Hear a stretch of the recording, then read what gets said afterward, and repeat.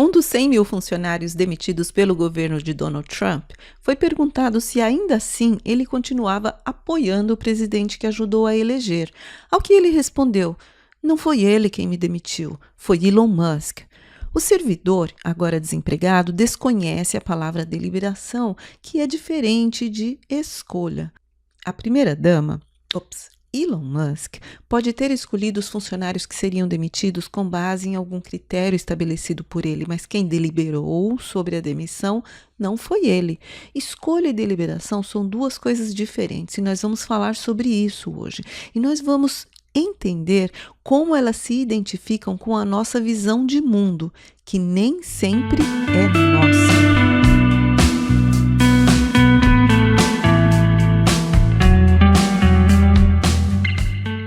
Escolha e deliberação são coisas diferentes, por dois motivos. A primeira é que deliberar está relacionado a uma decisão racional, na qual são avaliadas duas ou mais opções antes de se chegar a uma decisão final.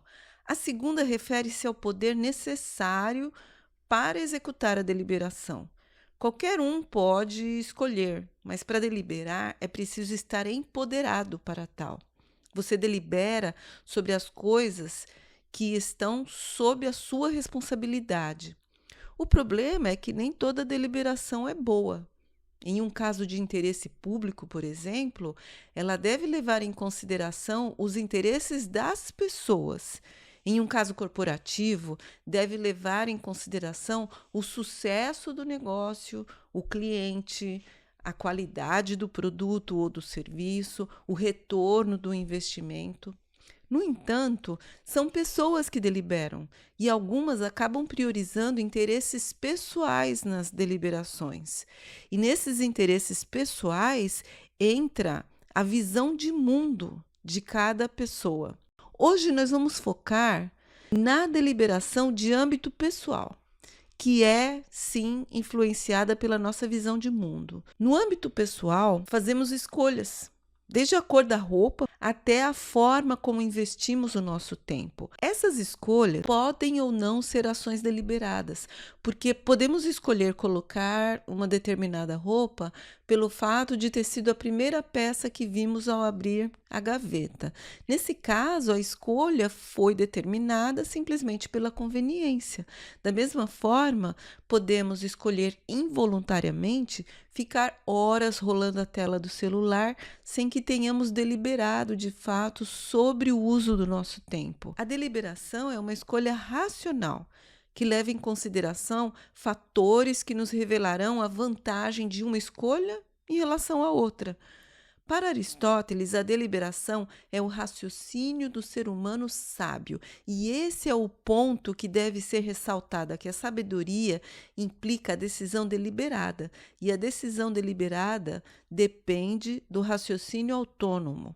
Quando escolhemos a roupa pela conveniência de ser a primeira na gaveta, essa escolha se compara às decisões que os algoritmos fazem por nós, ao colocar na nossa tela algo que aos poucos vai moldando o nosso modo de pensar.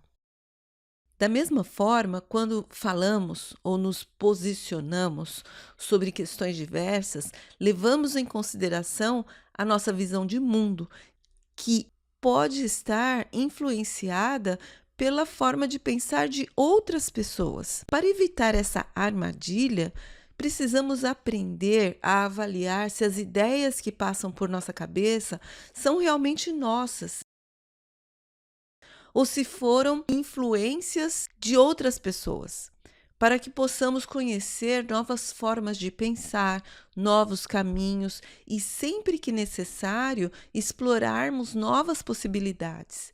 Isso porque tendemos a defender as escolhas que fazemos, e isso causa uma repetição constante dos mesmos erros e nos impede de vivermos novas experiências que poderiam enriquecer a nossa existência.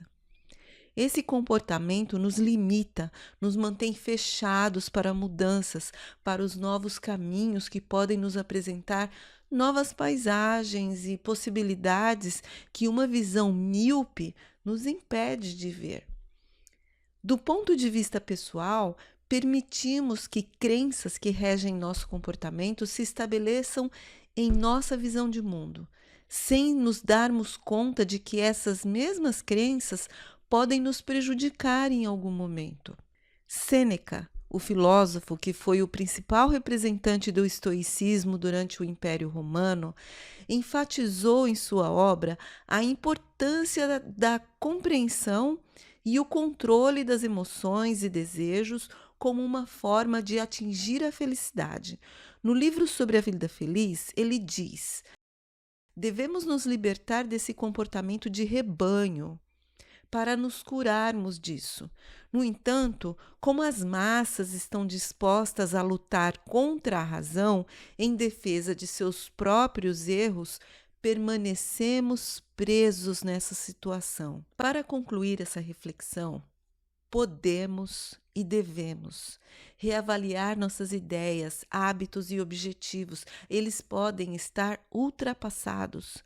Manter clareza sobre as nossas crenças e as suas origens.